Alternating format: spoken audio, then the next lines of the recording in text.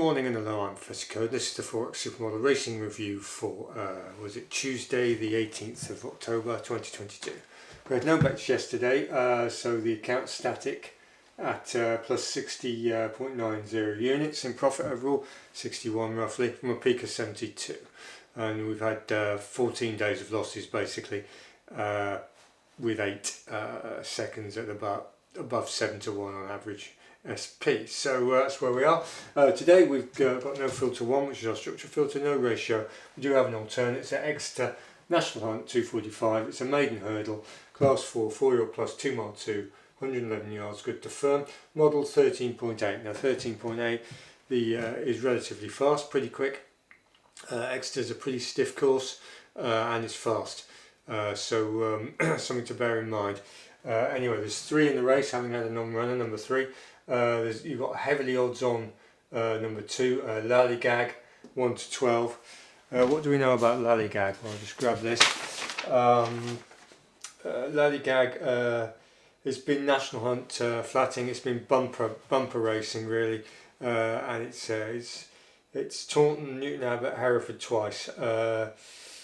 It changed trainers after the first race at Taunton, and it's got a 207-day layoff to overcome, and it's got its first go over hurdles, and they've decided to put it in at 1 to 12, which is pretty ludicrous. So anyway, so we've laid the hell out of it basically. We put £23 per £8.10 per £8 unit at 1.13. So we've got a liability of £3 per £8 unit, and it's giving us an exposure of 0.375 of a unit. So we've got just over a third of a unit on. We've got a liability of £300 basically to win 2,310, and that's where we are really with that horse. If you don't have a laying facility, then you can basically get a similar sort of idea by backing the other 2, and we've obviously done it the other way around, but you can get there in the end just about. So we're going to take on this 1 to 12 favourite off the back of the fact that it's never run over hurdles, and it's got a layoff to overcome, and it's not beaten much. It's been heavily odds on and beaten as well. And that's where we are. So the interesting one is this number 1, Danny Story, 10s. If we were going to play it differently, we'd have just done a win bet on Danny Story at 10s. But we can include Vanderbilt in with a lay bet anyway, in that sense. So what do we know about Danny Story? Well, it's been running 3 point to points, and then it came out at Plumpton, 2 miles, 1.5 furlong, good, 13.87 modelled. So it's a good match. If you watch that race, Danny Story's a sort of front running style.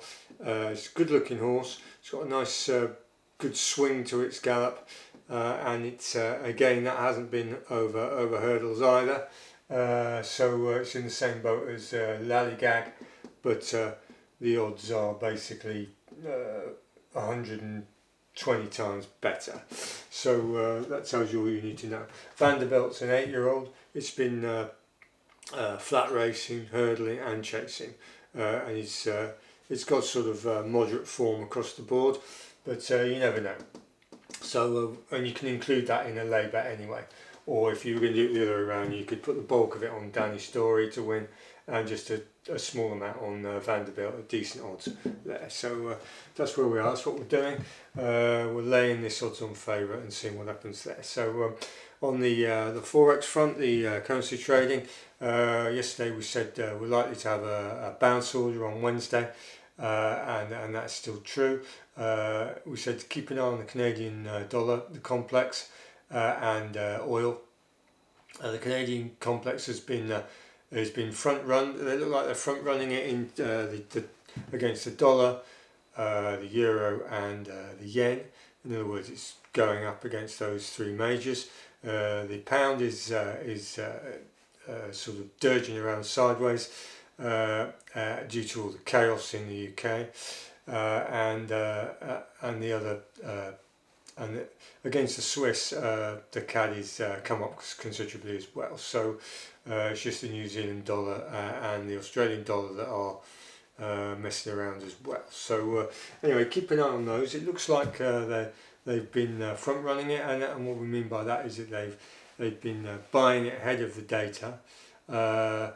And the likelihood is the market will be vulnerable to a pullback, or they may do the old buy the rumour, sell the fact syndrome, which means that when the data comes out, they'll take the profits and so on. So we could be looking at a short order on the CAD somewhere on one of the majors tomorrow. So we'll keep you posted on that. Anyway, thanks for watching, thanks for subscribing, welcome to anybody new, and we'll review this tomorrow, and goodbye.